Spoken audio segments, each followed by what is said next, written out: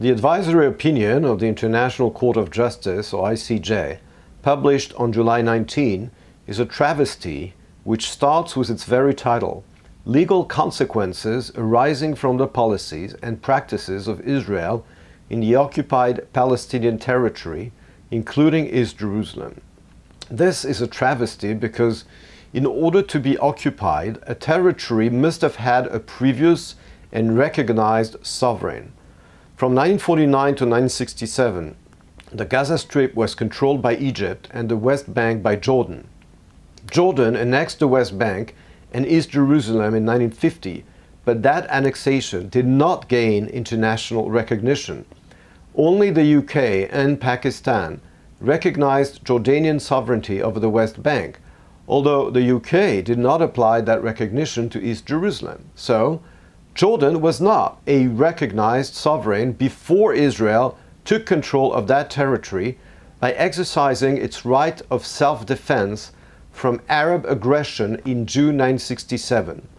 By taking control of the West Bank in 1967, Israel recuperated a territory that had been designated for Jewish national self-determination by the San Remo Conference of 1920 and by the League of Nations mandate of 1922. Israel also reunited with its historical homeland, where a millennium of Jewish sovereignty was ended by the Roman Empire in the 1st century, followed by the colonial conquest of the Arabs in the 7th century, of the Crusaders in the 12th century, of the Mamluks in the 13th century, and of the Turks in the 16th century. So the West Bank is not, legally and historically, an occupied territory. It is at most disputed.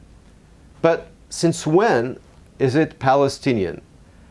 Palestine is a British colonial invention. Under the Ottoman Empire, there were administrative districts called sanjaks, named after Jerusalem, Acre, and Beirut. The British and the French dismantled the Ottoman Empire after World War I by dividing the Middle East along straight and arbitrary borders. They established new, artificial, and incoherent entities such as Iraq, Syria, Lebanon, and Palestine. In 1947, the UN suggested to partition the British Mandate between a Jewish state and an Arab state.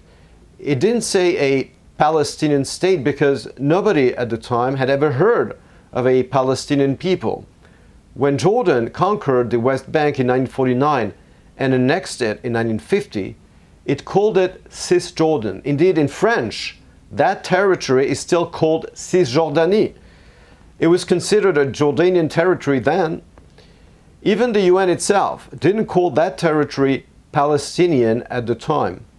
Between 1967 and 1976, UN General Assembly resolutions would refer to the West Bank and Gaza as occupied Arab territories. Only in 1977 did UN resolutions start using the expression occupied Palestinian territories. This was the outcome of the PLO's growing influence at the UN, thanks in part to the Soviet Union, the same Soviet Union that had established the PLO in 1964, 3 years before the West Bank and Gaza came under Israeli control.